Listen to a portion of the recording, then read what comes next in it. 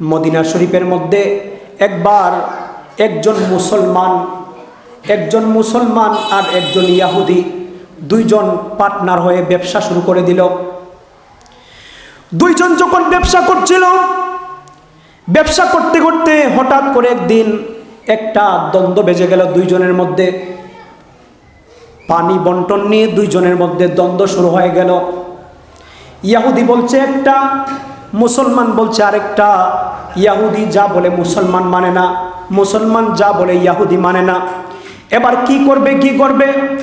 মুসলমান ডাক দিয়ে বলল, ইয়াহুদি শুনো, আমরা একটা কাজ করি, আমরা আমাদের নবী রাহমাতাল লিল আলামিনের কাছে চলে যাই। পড়েন না সুবহানাল্লাহ। ইয়াহুদি কি বলল? ইয়াহুদি বলল, উনি তো তোমাদের নবী, কিন্তু আমি যাব, ওনার দরবারে যাব। উনি তোমাদের নবী হলে কি হলো? উনি তো রাহমাতাল লিল আলামিন। সুবহানাল্লাহ বলেন। উনি তো রাহমাতাল লিল আলামিন, উনি যে বিচার করবে আমি মানব, চলো নবীর দরবারে চলো। সুবহানাল্লাহ বলেন। ইয়াহুদি আর মুসলমান দুজন একসাথে আমার নবীর দরবারে চলে গেলেন। ডাক দিয়ে বললেন, ইয়া রাসূলুল্লাহ, ইয়া হাবিবাল্লাহ, আমরা দুইজন পার্টনার হয়ে ব্যবসা করতাম, আমাদের দুইজনের মধ্যে একটা বেমিল হয়েছে। ইয়া রাসূলুল্লাহ, এই ঘটনা, আমাদের এটার ফয়সালা করে দেন। পড়েন সুবহানাল্লাহ। আমার নবী রাহমাতাল লিল আলামিন মুসলমান এবং ইহুদি দুইজনের কথা শুনলেন। দুইজনের কথা শোনার পর আমার নবী দেখলেন মুসলমান বেঠিক, ইহুদি ঠিক আছে। পড়েন না সুবহানাল্লাহ। আমার নবী ইহুদির পক্ষে রায় দিয়ে দিলেন। পড়েন সুবহানাল্লাহ। ইহুদি খুশি হয়ে গেল। এদিকে মুসলমান, সে ছিল মুনাফিক। সে কি ছিল? সে বলছে, বের হয়ে বলছেন, না আমি নবীর বিচার আমি মানতে পারবো না। ইহুদি বলল, তোমার নবী তুমি নিয়ে আসলে তুমি মানছো না, তাহলে তুমি কাকে মানবে? ইহুদি সেই মুনাফিক বলল যে মানুষের মধ্যে আফদালুন নাস, সর্বশ্রেষ্ঠ মানুষ একজন আছে, হযরতে আবু বকর সিদ্দিক। চলো আবু বকর সিদ্দিকের দরবারে যাই। এবার আবু বকর সিদ্দিক রাদিয়াল্লাহু তাআলা আনহুর দরবারে চলে গেল। মুসলমান বলল, হে আবু বকর সিদ্দিক, আমাদের দুজনের মধ্যে একটা দ্বন্দ্ব হয়েছে, সমাধানের জন্য আল্লাহর নবীর দরবারে গিয়েছিলাম। আল্লাহর নবী ইহুদির পক্ষে রায় দিয়েছেন, এটা আমি মানতে পারলাম না। আপনি আমাদেরকে সানি বিচার করে দেন, দ্বিতীয় বিচার করে দেন। হযরতে আবু বকর সিদ্দিক বলছেন, এই মুসলমান, যেখানে রাহমাতাল লিল আলামিন বিচার করেছেন, সেখানে আমার আর বিচার করার কোনো অধিকার নাই। রাহমাতাল লিল আলামিন যেটা করেছেন সেটাই সত্য, সেটাই সঠিক। পড়েন না সুবহানাল্লাহ। ইহুদি ডাক দিয়ে বলল, মুসলমান ভাই, তোমার নবীর সাহাবী তিনি তো সত্যই বলেছেন, তোমার নবী যা বলেছেন সাহাবী তো সেটাই বলেছেন, আফদালুন নাস, তুমি সেটা মেনে নাও। মুসলমান মুনাফিক বলে, না আমি মানতে পারবো না। বলেন না নাউজুবিল্লাহ। এ পর্যায়ে কি করলো? মুসলমান ডাক দিয়ে বলল, চলো উম্মতের মধ্যে আসাদুন নাস একজন আছে, যিনি হচ্ছে হযরতে উমর ফারুক আজম।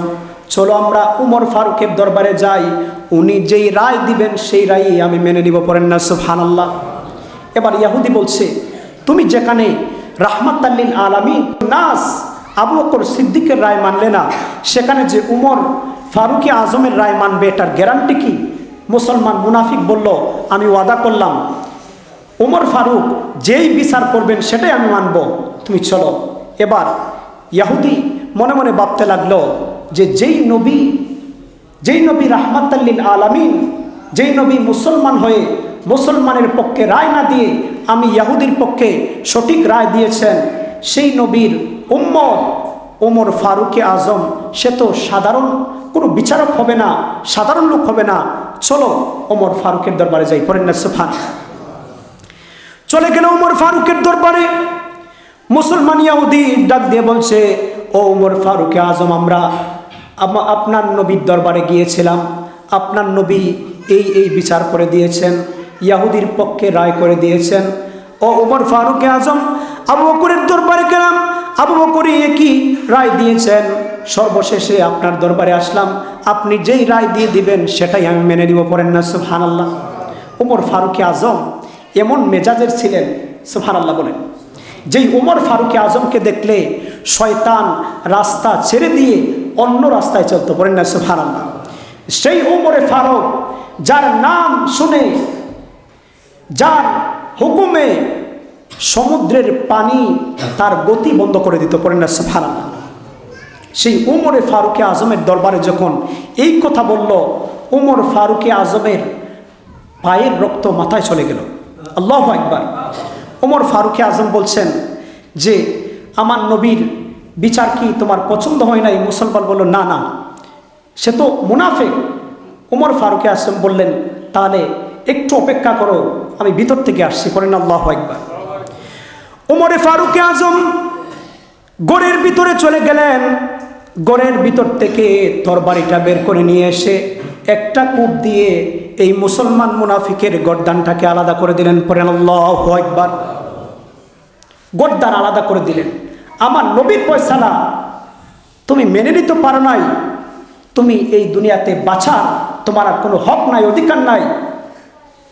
চতুর্দিকে শুরু হয়ে গেল সমালোচনা, শুরু হয়ে গেল। উমর ফারুকে আজম তো মুসলমান হত্যা করেছে, কিন্তু উমর ফারুকে আজম মুসলমান হত্যা করছে না মুনাফিক? চতুর্দিকে সমালোচনার ঝড় বয়ে গেল। মুসলমান হত্যা করেছে উমর ফারুকে আজম। আল্লাহর হাবিবকে আল্লাহ তাআলা জানিয়ে দিলেন, হাবিব এখানে আপনি সমাধান দিয়েন না, এটা আপনি নবীর শান চলছে। পড়েন না সুবহানাল্লাহ।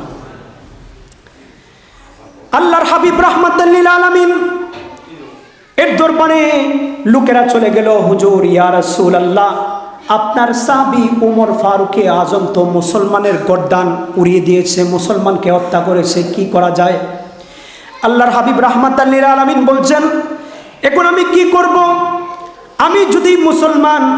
আমি যদি উমরে ফারুকের বিচার করতে যাই, যদি উমর ফারুকের পক্ষে রায় দেই, বিধর্মীরা বলবে নবী মুসলমানদের নবী, এই জন্য উমর ফারুক আজমের পক্ষে রায় দিয়েছেন, কি করব? আল্লাহ পাক রব্বুল আলামিন বলছেন, হাবিব ও রাহমাতাল লিল আলামিন, দু জানের বাদশা, আপনি এখানে ফয়সালা দেওয়ার দরকার নাই, আমি আল্লাহ ফয়সালা দিয়ে দিচ্ছি। আমার উমর ফারুক আজম যে হত্যা করেছে কোনো মুসলমান হত্যা করে নাই, সে মুনাফিক হত্যা করেছে। বাবাজিরা আমার, বন্ধুরা আমার, তাহলে আল্লাহর হাবিবের শানে যারা বিয়াদবি করবে তাদের কি এই দুনিয়াতে বাঁচার অধিকার আছে? শুধু তাই নয়, যিনি আফদলুন নাস, মানুষের মধ্যে সর্বশ্রেষ্ঠ মানুষ, হযরতে আবু বকর সিদ্দিক রাদিয়াল্লাহু তাআলা আনহু, নিজের বাবা, জন্মদাতা বাবা নবীর শানে একবার বিয়াদবি করেছে। বলেছে, আবু বকর তুমি কার সাথে মিশেছো, কার সাথে চলছো, কার আকীদাকে মানছো? সে তো পাগল। হযরতে আবু বকর সিদ্দিক বললেন, বাবা সবাইকে নিয়ে বলেন, কিন্তু আমার নবীকে নিয়ে কিছু মন্দ বললেন না, বললে কিন্তু সমস্যা হয়ে যাবে। আমি আবু বকর সিদ্দিক বরদাস্ত করতে পারবো না। আবার যদি বলেন তাহলে কিন্তু আমি বরদাস্ত করতে পারবো না। আবার যখন আমার নবীর শানে বলল, আবু বকর তুমি কার কাছে যাচ্ছ? সে তো পাগল, সে তো জাদুকর।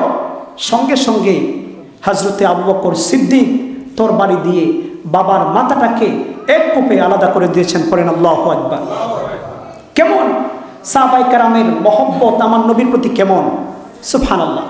আর আজকে বর্তমান জামানায় আমার নবীর শানে বেয়াদবি করে আছে না নাই? আছে। আল্লাহ পাক রব্বুল আলামিন যেন আমাদেরকে আমার নবীর শান মান বুঝে আমার নবীর তাজিম আমাদের অন্তরে রাখার তৌফিক দান করেন। সাহাবায়ে কেরামের মতো ঈমান আমল আমাদেরকে দান করেন। আমরা প্রত্যেকে বলি আল্লাহুম্মা আমিন।